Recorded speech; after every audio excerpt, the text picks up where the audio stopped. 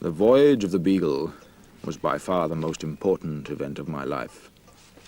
Indeed, it determined my whole career. But if anyone should ask my advice before undertaking a long voyage, my answer would depend on his possessing a decided taste for some branch of knowledge. For the passing pleasures of the moment do not always counterbalance the evils.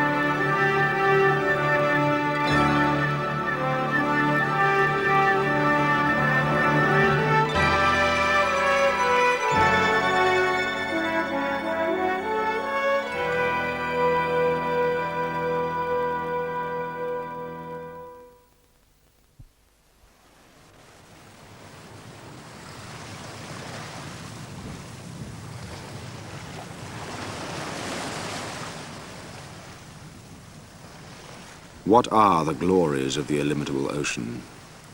A desert of water, as the Arabian calls it.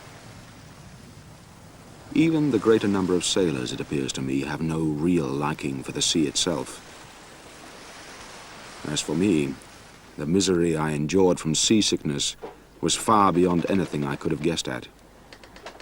It is no trifling evil cured in a week, as some people suppose. The real misery only begins when you're so exhausted that any little exertion makes a feeling of faintness come on. Slack off the forecourse brace! Taking the topgallants, Mr. Wickham. The topgallants, sir, but we're making a wonderful way in this breeze. Do as I say, Mr. Wickham. Aye, aye, sir. Mr. Bosun, take in the topgallants. Aye, sir. Take in the topgallant. Mr. Musters. Aye, sir. See if you can persuade Mr. Darwin to come on deck.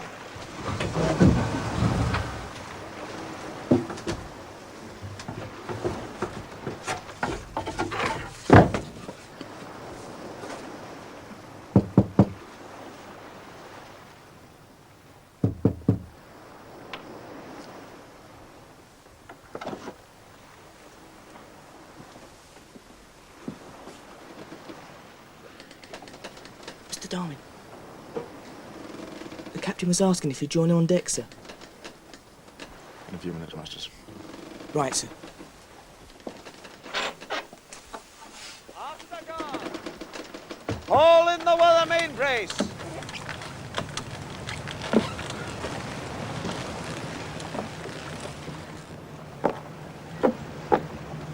Aloft there! Send a hand to those back braces about the top rim. You're beginning to find your sea legs, I'm glad to see. I'm not so sure. By the time you reach the South American coast, you'll have the stomach of any admiral. They say Nelson never got over it. Do they now? Well, you see those men? Every one of them was as sick as a baby when he first came on board, and now look at them. Just to look at them makes me feel ill. They say you slacken sail just for my sake. That was kind of you.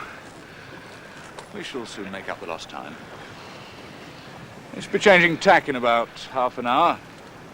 After that, the faster she goes, the smoother she'll ride. In the meantime, it's best you stay on your feet. I shall be doing my round shortly. Best accompany me.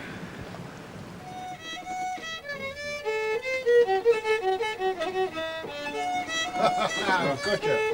Well, there you go.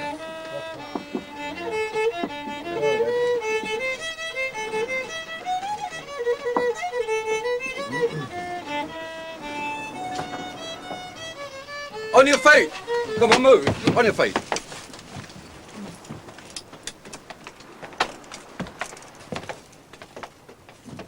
Middle watch, Captain. At ease. I hope you're all as comfortable as space permits. Any man with a genuine grievance should present himself on the quarterdeck tomorrow morning. Carry on. Aye, sir. Carry on.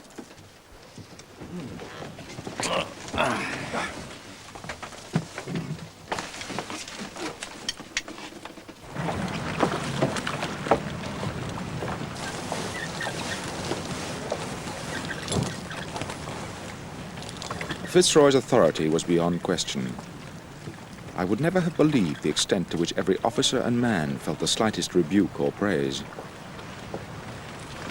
It was amusing to see Hans hauling at a rope, not supposing him to be on deck, and then observe the effect when he uttered a syllable. It was like a string of dray horses when the wagoner gives one of his awful smacks.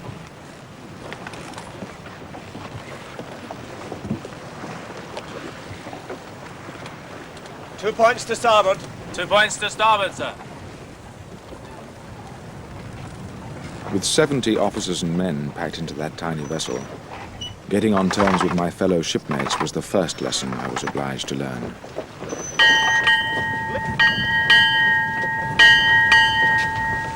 On deck, battle watch.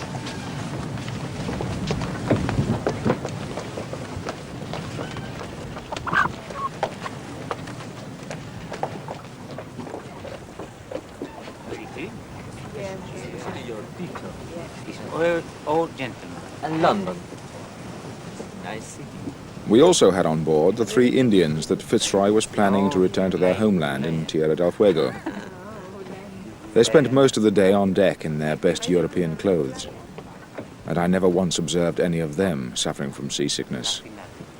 Thank you.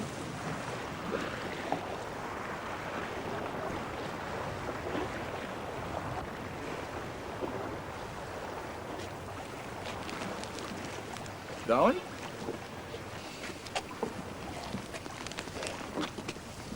Well, you're not remarking on the cleanliness of my ship, are you, Darwin?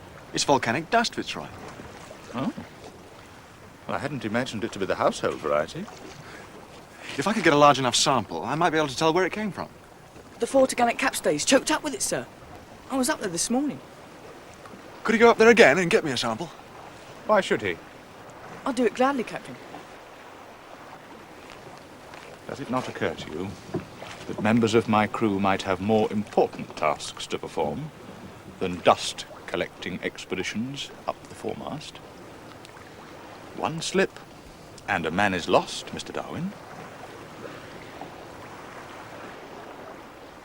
Have I your permission to go up there myself, Captain?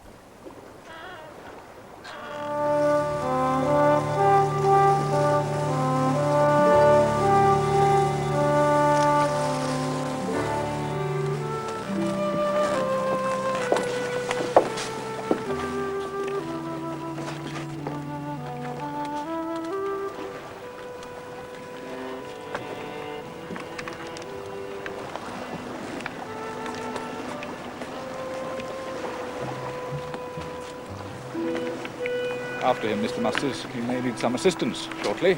Aye, sir.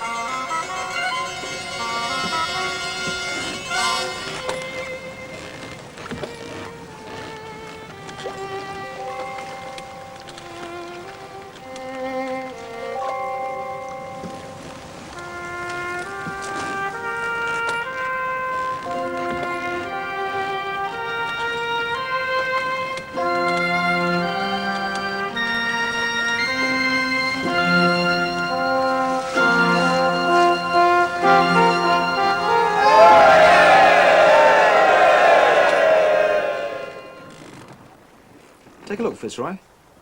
That brown dust contains dozens of different organic forms.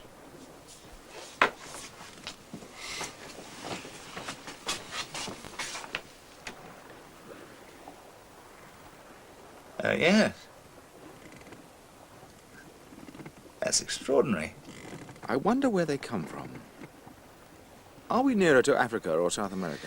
Well, this is our position. There. The African coast is closer, but the prevailing wind is from South America.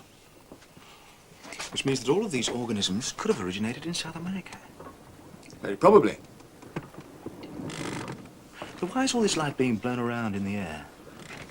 Well, why not? God made the wind. He can make it blow as he likes. Even sink my ship with it if he feels so disposed. Just imagine, if the beagle hadn't been here to collect it, all this would have just perished in the sea. Perhaps the fish have a taste for it.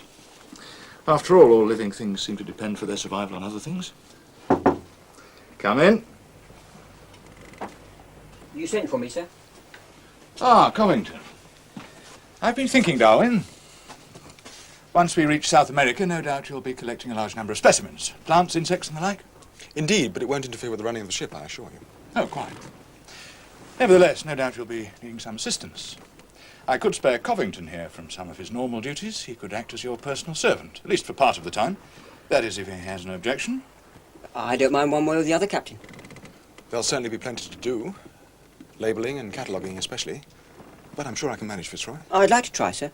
I've had some education. You wouldn't find me wanting. Good. That's settled then. But the cost, Fitzroy, I insist you let me pay. No, we can discuss that later. That's all, Covington. Tell Lieutenant Wickham that I've agreed the new arrangement. Aye, Captain.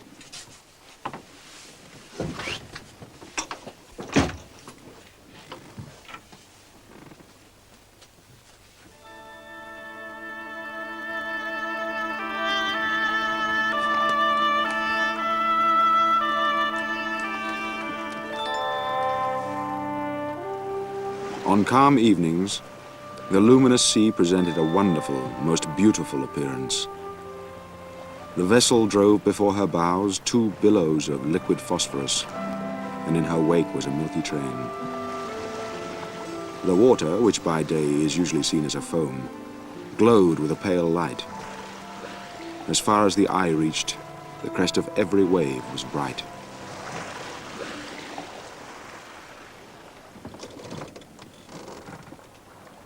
A stronger brew than the captain serves, eh?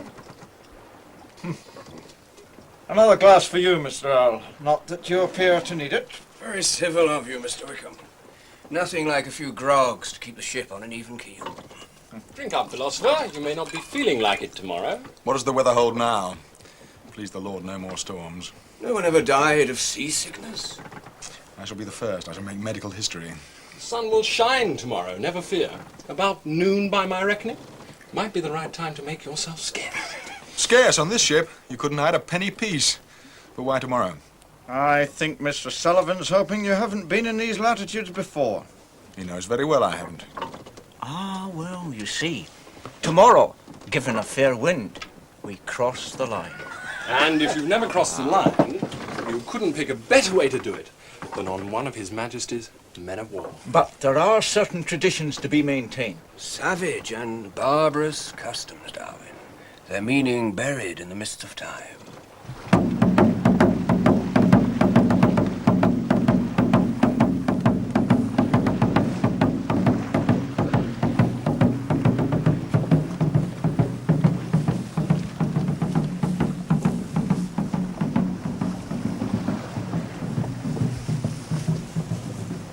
Captain Fitzroy, it pleases us to bestow the godship upon you. I thank you, Father Neptune.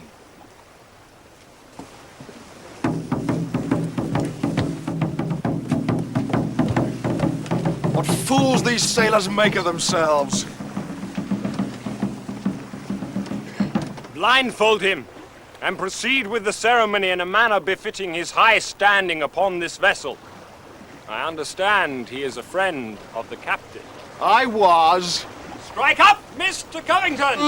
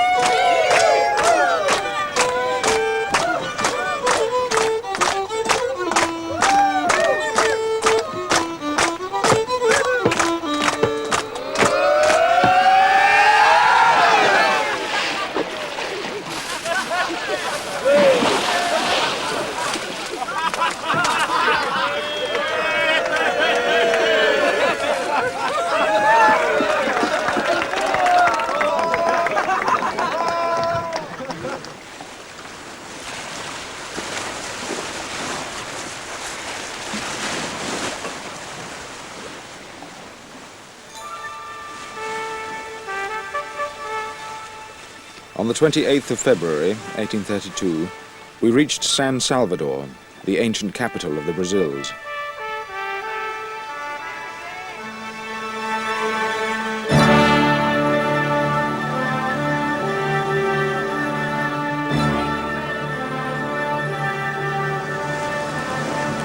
Stand by to take in all sail, Mr. Whitman. Stand by to take in all sail, Mr. Bosun. Aye, aye, sir. Stand by to take in all sail. Take in all sail, Mr. Bosun. Aye, sir. Take in sail.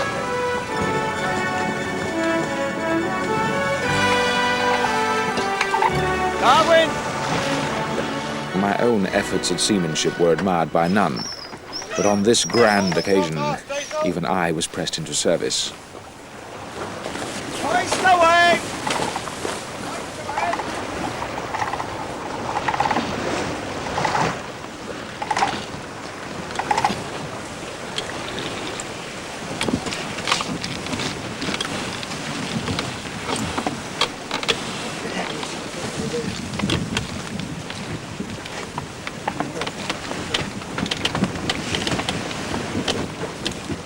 Belay that rope and look alive!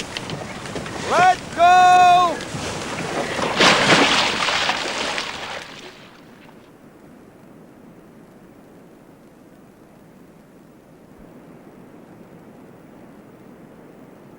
Vamos!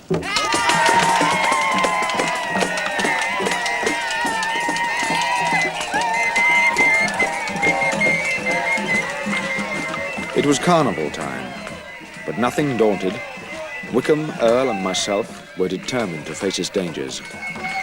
This is just the beginning of Carnival. How long does it go on? About 3 weeks. Once a year, they throw off their cares like an overcoat.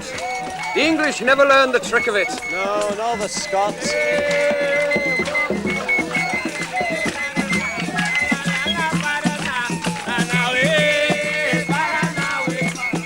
The sensation of walking in the New World was quite marvelous, and I gave myself credit for not going crazy out of pure delight.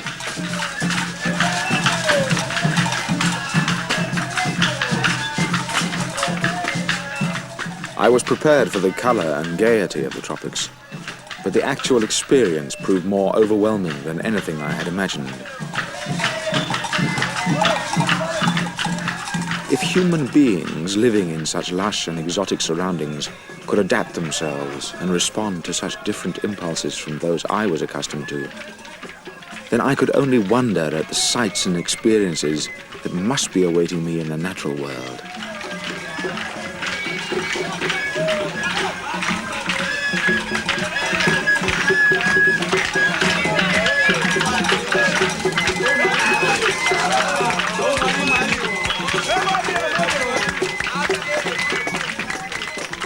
It was the first time that Wickham had been ashore, and he vowed that even if we remained there for the next 6 months, it would be the only time.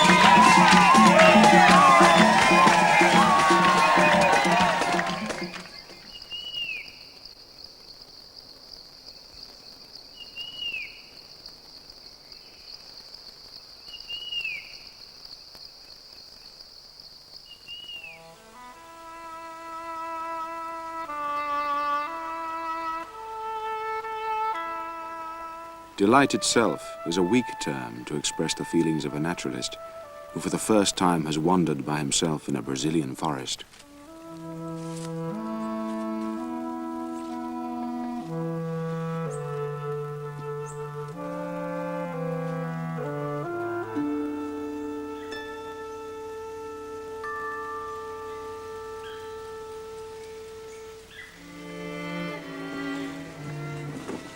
The elegance of the grasses, the novelty of the parasitical plants, the glossy green of the foliage, but above all, the general luxuriance of the vegetation filled me with admiration.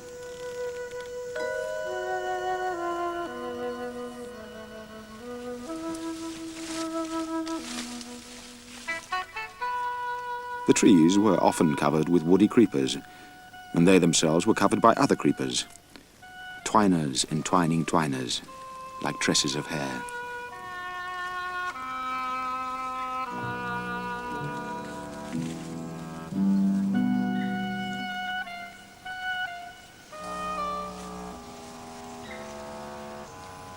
My mind was a chaos of delight, out of which I knew a world of future and more quiet pleasures would arise.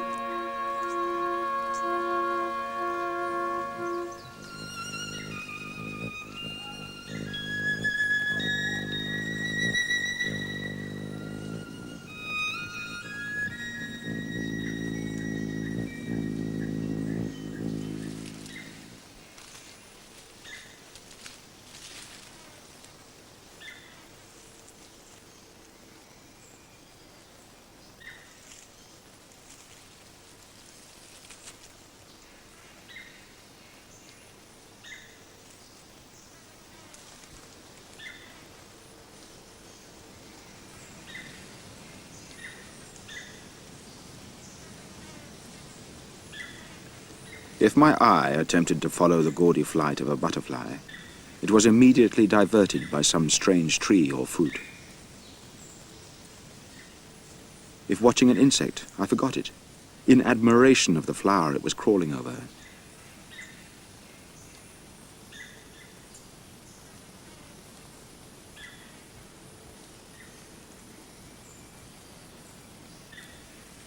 But even in the midst of all that wonderment, the habit of minute observation, which I had acquired at Cambridge, did not desert me.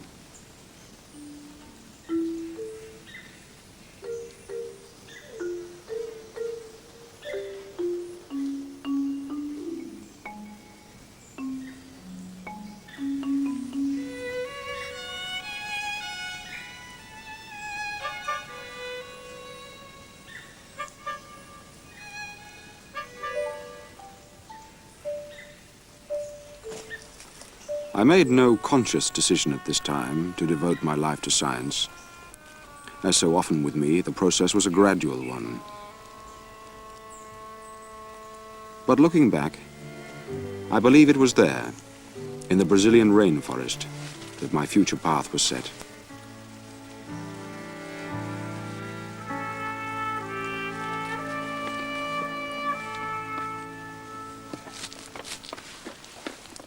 The most striking aspect of the South American mainland was the complete absence of very large mammals like the elephant and the rhinoceros, which abound in Africa. Why this should have been so remained a puzzle, which occupied my mind for many months. Indeed, some of the largest inhabitants of the rainforest are the little coatis. These animals possess the ability to climb trees and move swiftly through the densest thickets. Chancing upon them as they were dining, I had the singular opportunity to observe the method by which they hunt. Using their sensitive nostrils to detect their prey, they then wield powerful claws to reveal the hiding place of their victims amongst the decaying vegetable matter of the forest floor.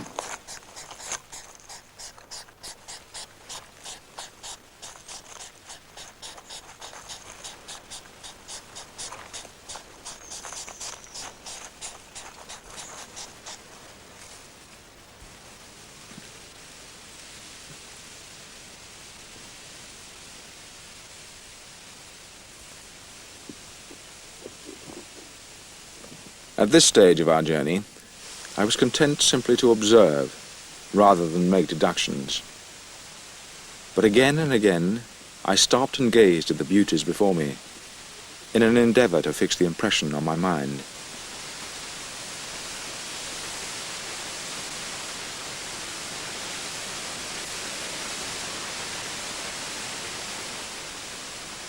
sooner or later the memory would fade. But like a tale heard in childhood, it might yet leave an image full of indistinct but beautiful reflections.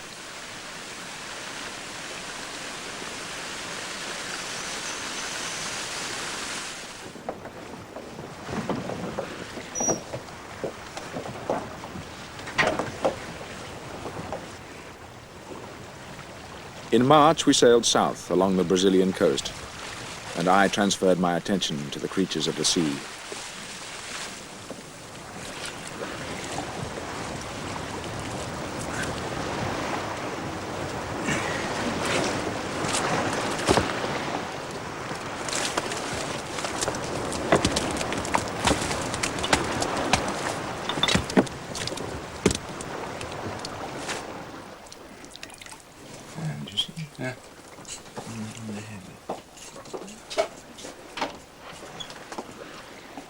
Mr. Darwin, I seem to find you and your fish innards everywhere I go. This is the officers' mess, you know. We asked him in, Wickham.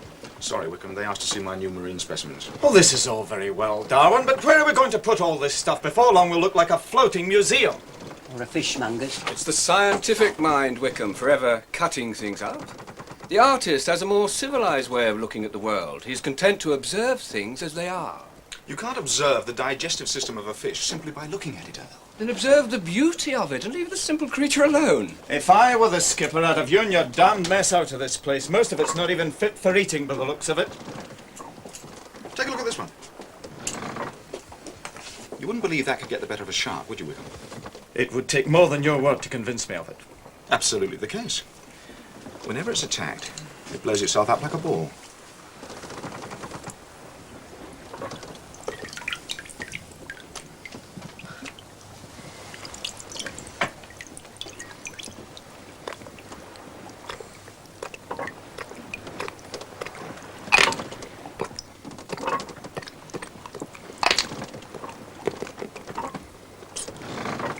They've frequently been found alive and distended like this, inside the stomach of a shark. Very uncomfortable for the shark. That's just the beginning. It then proceeds to eat its way not only through the lining of the stomach, but through the side of the monster as well. You see, Wickham, David getting the better of Goliath. Exactly. Who would have thought that soft little creature could destroy the terror of the oceans? And what better reason for getting it off my ship?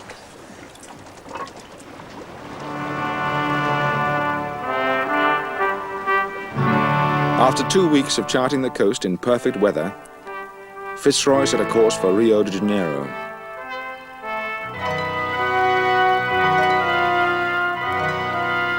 The scenery was magnificent. Nothing could have been more striking than the effect of those huge, rounded masses of naked rock rising out of the luxuriant vegetation.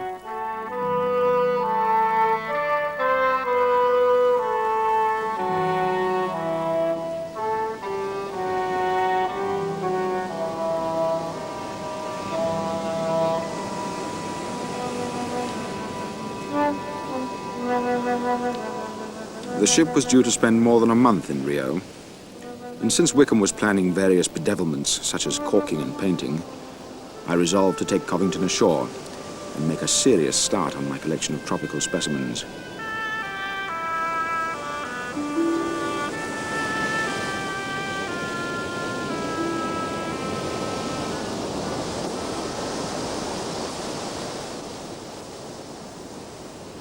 In England, any person fond of natural history is delighted to have his walk interrupted when something attracts his attention.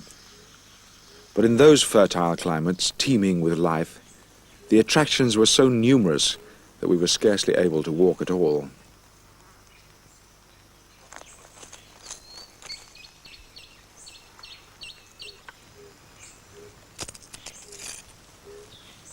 As to the vegetation, before the voyage I could hardly tell a daisy from a dandelion, and it was positively distressing to walk in that glorious forest, knowing how much more benefit a knowledgeable botanist would have derived from it.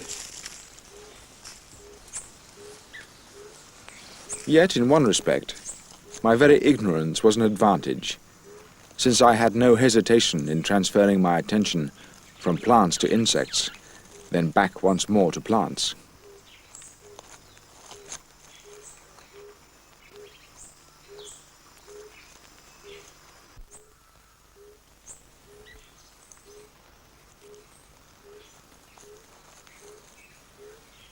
The activity of ants in the tropics is truly astonishing. Well-beaten paths branch off in every direction, on which an army of never-failing foragers may be seen.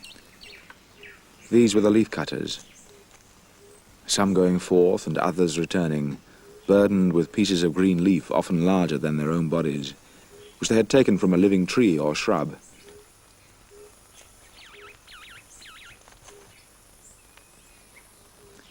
When attacking a plant, the ant turns its whole body into a tool, the jaws for sawing and the legs for gripping, like a vice.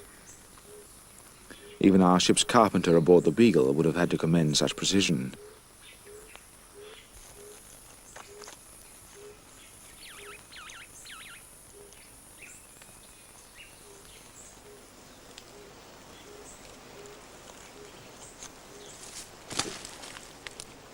All South American spiders are poisonous to some degree, and this one, the hairy-bodied mygalomorph, was the largest I had yet seen, with the unenviable reputation of numbering lizards and sometimes even small birds amongst its victims. I took care not to become one of their number.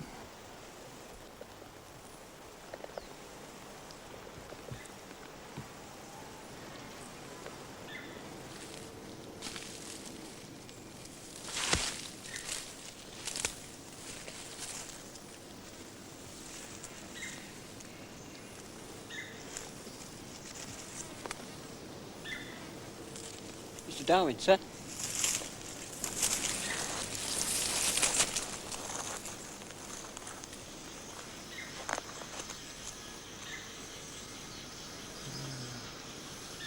She's a ground dweller. The feet are modified for digging.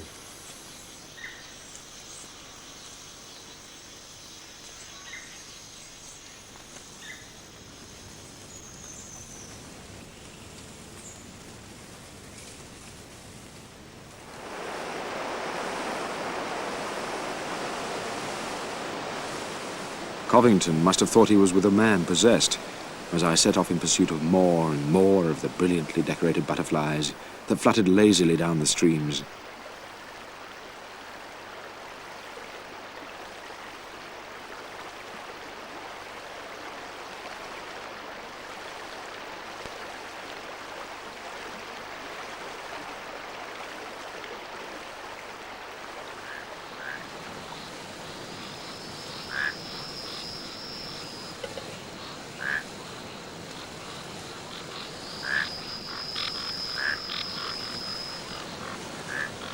Much of the prevailing noise in the forest came from the humble frog, and when several were together, they sang in harmony on different notes.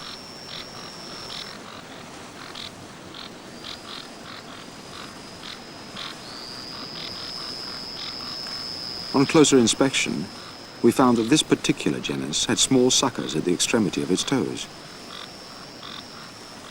I tested their effectiveness by placing the frog on my magnifying glass. It managed to hold on, even when the glass was placed absolutely perpendicular.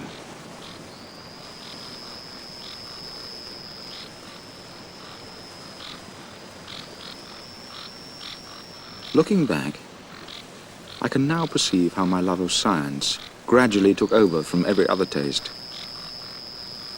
More and more I gave up my gun, and I discovered, though unconsciously at first, that the pleasures of observing and reasoning were much higher ones than those of hunting and sport.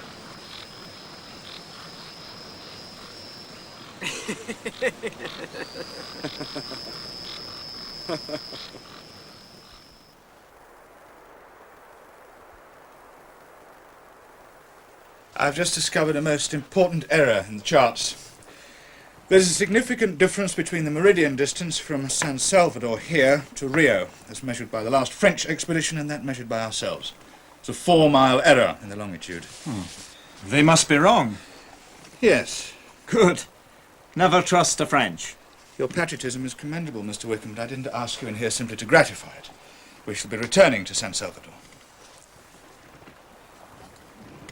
But, sir, that'll add nearly 1,000 miles onto the voyage. No doubt.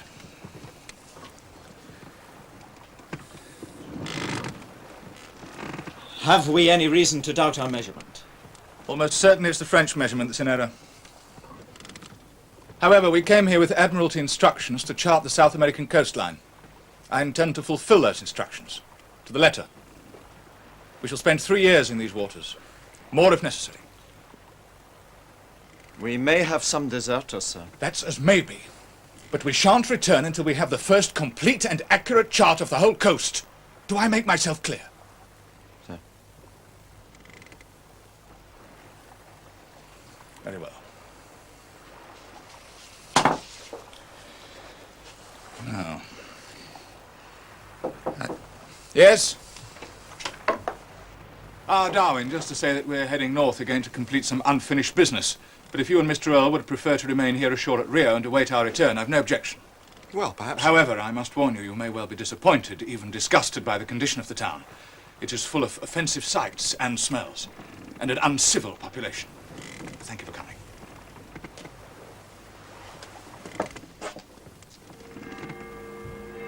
We were now to be free from the confinement of life on board for several months, and I took the opportunity of growing a beard. Fitzroy had given Earl and myself an introduction to an Irish planter called Patrick Lennon, who owned a house in Rio and a large estate in the interior. I'll wait with the baggage, sir. I'm sure Mr. Lennon would be happy to receive you. I prefer to keep an eye on things, sir.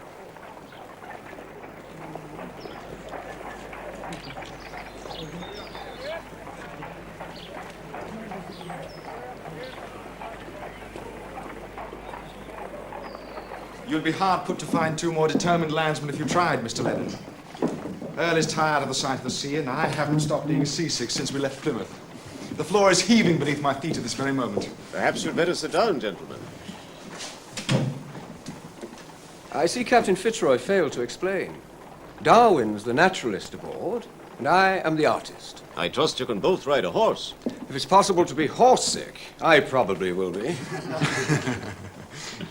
This may sound rather an absurd request to you, Mr. Lennon, but if occasionally on the journey we could venture from the road a little, I would appreciate a good look at the vegetation. So, you want the shirt torn off your back in the real Brazilian forest?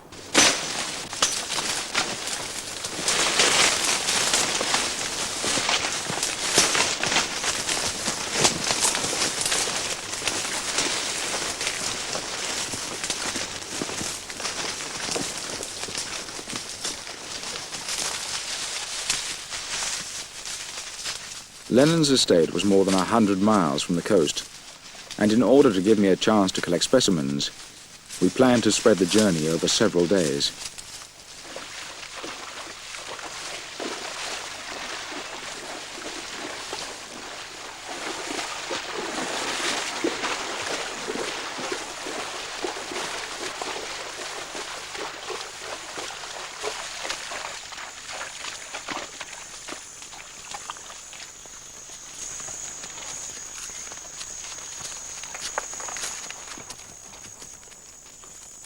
Covington.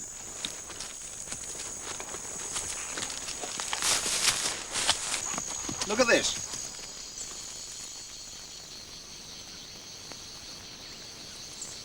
Army ants. They'll attack anything that's put in their path. Watch this. If anything interrupts the column, see how they react. How can they do it? Do what, sir? Organize themselves. Imagine how small their brains must be.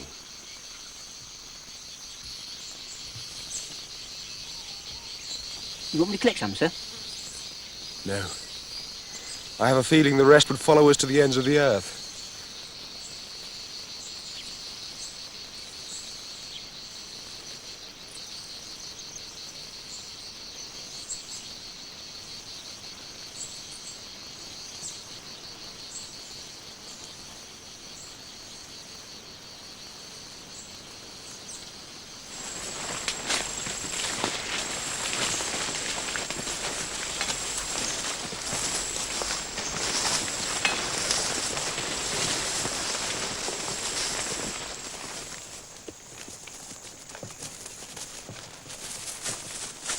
The day had been powerfully hot, with the thermometer in the shade reaching 84 degrees. As evening approached, we were glad indeed to reach one of the small inns that was situated at intervals along the route. Boa tarde, senhor. É um prazer muito grande vê-los.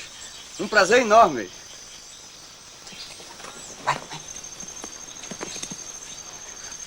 É um prazer enorme recebê-los. Nossa casa sente-se honrada com sua presença. Qualquer coisa que os senhores pedirem serão atendidos. É uma honra muito grande. Uma honra muito grande. Obrigado, senhor.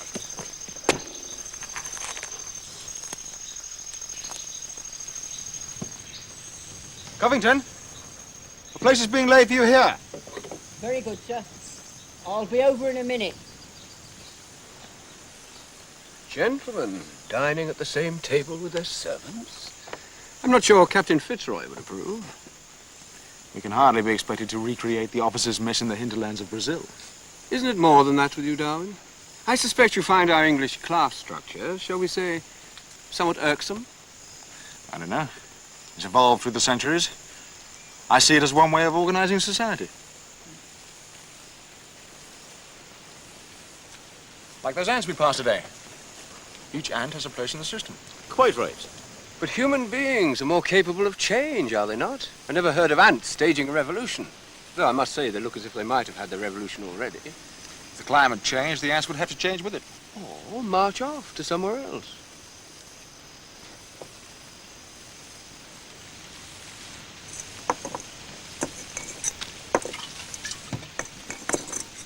O moleque não tá vendo que tá sujo, tá? Socorro, Vai, vai, vai, That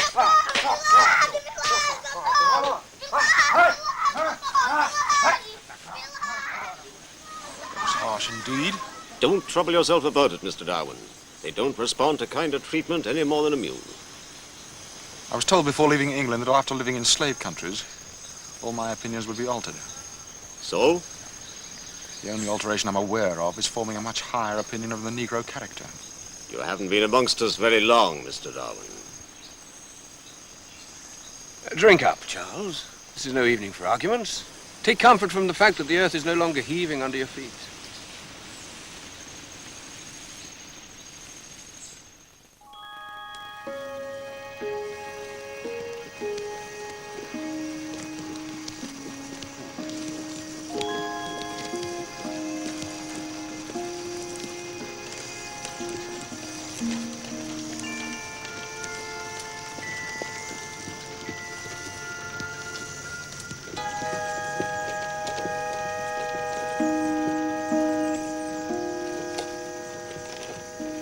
The rain during the night had ceased, and it was curious to observe the dense white vapor which rose like smoke from the valleys.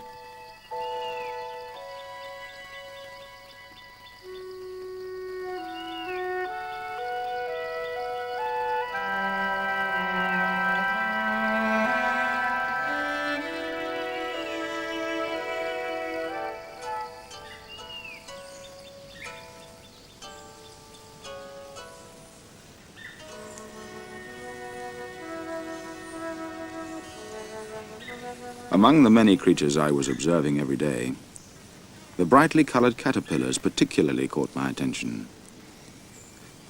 Instead of hiding from their potential enemies, they contrived to look as fierce as possible. But even more remarkable, where some had poisonous hairs to protect them from birds and lizards, others did not. Their bristling armor might look just as fierce, but in truth their whole appearance was a harmless pretense, apparently designed to confuse their predators.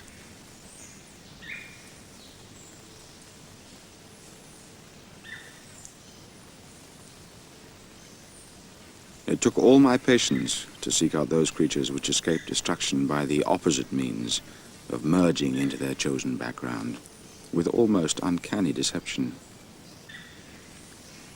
But even then it raised the question in my mind. If the Almighty had gone to such elaborate lengths to furnish them with a means of protection, why should he first have provided them with enemies at all? There were times when all nature seemed to me to resemble a cruel game.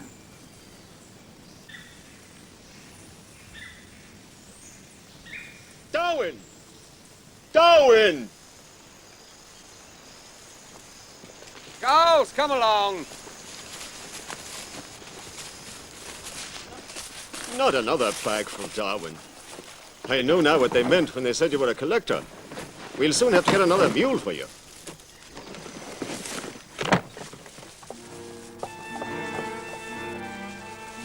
After 4 days' riding, we came in sight of the Rio Mackay estate.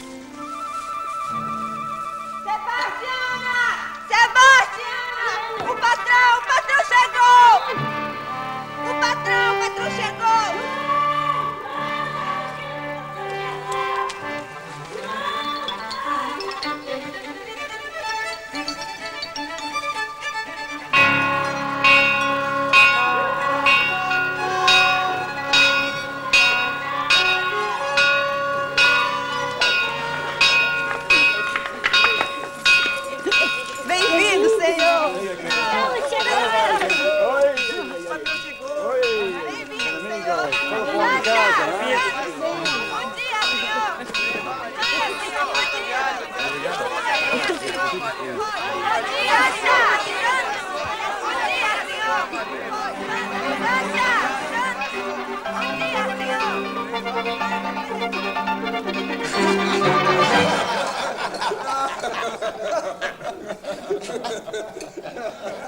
Manuel, more meat for our guests. If this goes on, Mr. Lennon, I doubt if you'll find a horse strong enough to carry me back. In our country, a guest must eat every food. How big is your estate, Mr. Lennon? In breadth, about as far as you can see on either side. And in length? I've quite forgotten. And how many slaves do you need to work your land? I've forgotten that, too. How many, Manuel? Oh, many, many. He looks after them well, doesn't he, Darwin? I can't deny it. These here look contented enough. One big family, one happy family. Mr. Lennon, you remind me of an Oriental sultan who's forgotten how many wives he has. I'm a good Catholic, and I've got one wife, and I'll trouble you not to be offensive. In Rio, I'm told, the authorities are trying to prevent slaves from being landed at all. How do you come by yours? Yeah, they're not easy to come by, but we manage somehow, don't we, Manuel? Yes, we had a new shipment yesterday. Good. All for Sr. Figueiredo. What? For the Figueiredo estate. Sr. Figueiredo chose them himself. I choose which slaves shall stay here and which slaves shall go. Sr. Figueiredo particularly wanted the married couples. Figueiredo will get what I choose to give him. Do you understand me, Manuel? Yes, sir. I understand.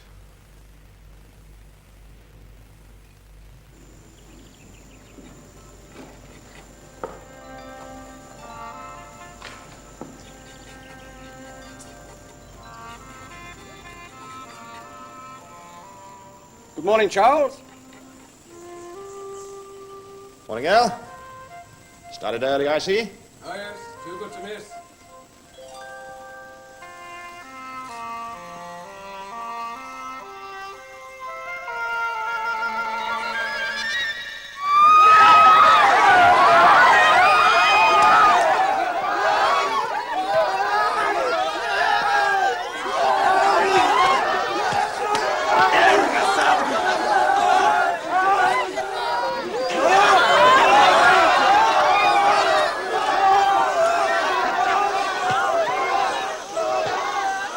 Why separate the men from the women? Why split up families? An unfortunate circumstance, but it can't be helped. I need the men here. The women can go to Figueiredo. He can use more women. But they will see their men again. Ah, hardly. The Figueiredo estate's more than 200 miles from here. It's regrettable, but they'll forget soon enough. They're not married, you know. Not as we understand it. You believe that? I think you're being a trifle over-sentimental, Mr. Darwin. If I take my dog for a walk, he follows me gladly. Not knowing if it'll last for 5 minutes or 3 weeks. Come back in 6 months and see how they've settled down.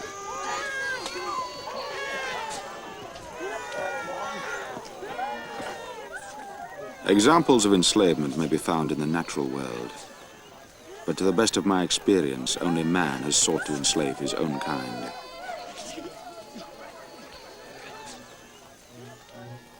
Beneath the tiles of the slave quarters, I noticed certain wasp-like creatures stuffing the body of a half-dead spider into their nest.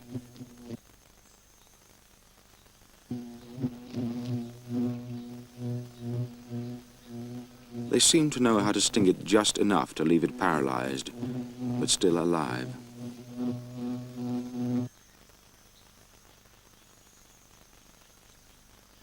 In due course, they would lay their eggs on it and make the wretched, powerless creature serve as a source of food for the emerging larvae.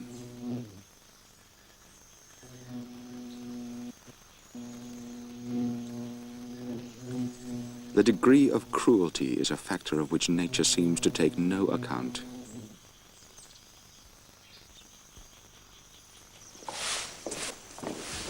By the by, Darwin, I've taken the precaution of providing you with an extra mule. It's very kind of you. Just in case you continue collecting our specimens at the same rate on the road home. Oh, goodbye, senor. Bye, sir. Bye. Goodbye.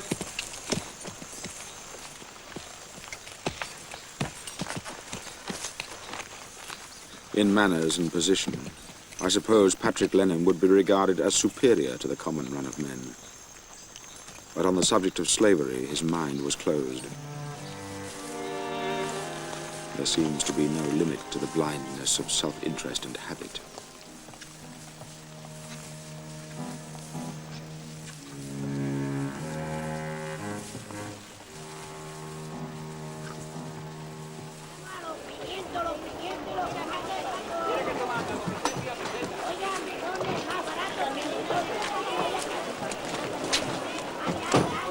Where'd you manage to find all this stuff, philosopher? Oh, here and there, Mr. Wickham. And where the devil do you expect me to stow it? I'm sure you'll manage, Mr. Wickham. Once Darwin has catalogued it, it can all be sent to England from the next port.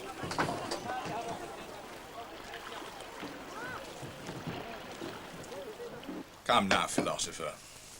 They're tough, these blacks. I've been up country with Lennon myself, remember?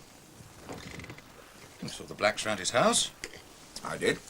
Well, Some of them seem contented enough. and the rest?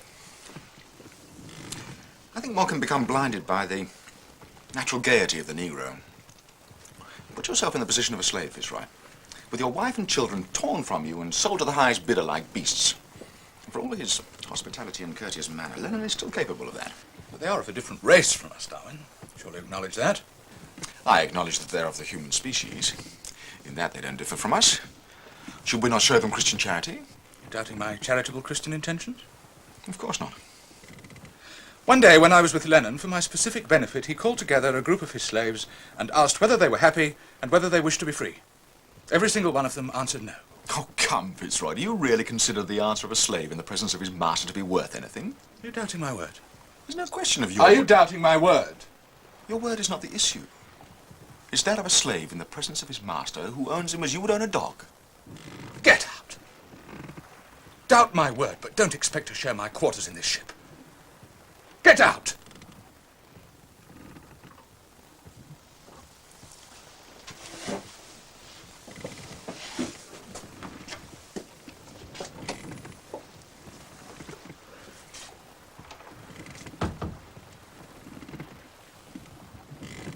So the coffee pot boiled over. You could say that. We got into a stupid argument about Lennon and his slaves. And Fitzroy, naturally, was on the side of established authority. Well, he'll cool, never fear. But in any case, you're more than welcome to mess with us here. You're very kind, but I'm afraid it wouldn't do. It's been good enough for me all these months. Some rough company, of course. I didn't mean that.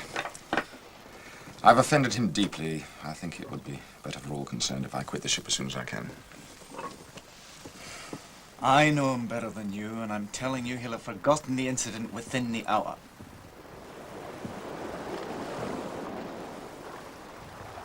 But we were now to be overcome by a misfortune, which transformed my quarrel with the captain into a matter of trifling significance. A party of officers and men returning from a hunting expedition ashore had been struck by fever. 2 died almost immediately, and now young Musters was gravely ill.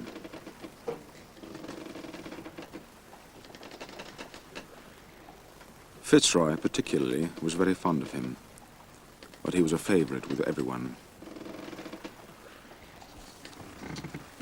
He brought me a hot drink every morning and had done his best to make a sailor out of me. There was not a man aboard who lacked the imagination to put himself in the place of poor Masters.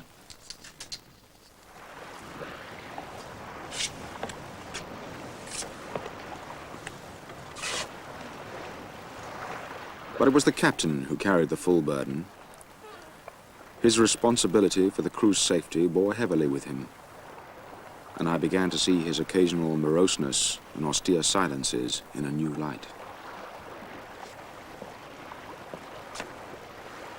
The grace of our Lord Jesus Christ, and the love of God, and the fellowship of the Holy Ghost be with us all, evermore. Amen. Amen. Pipe aside.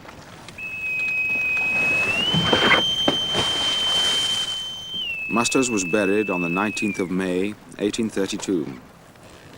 3 of that small ship's crew were now dead, and we were not yet a year out. How many of us, I wondered, would live to see the end of the voyage?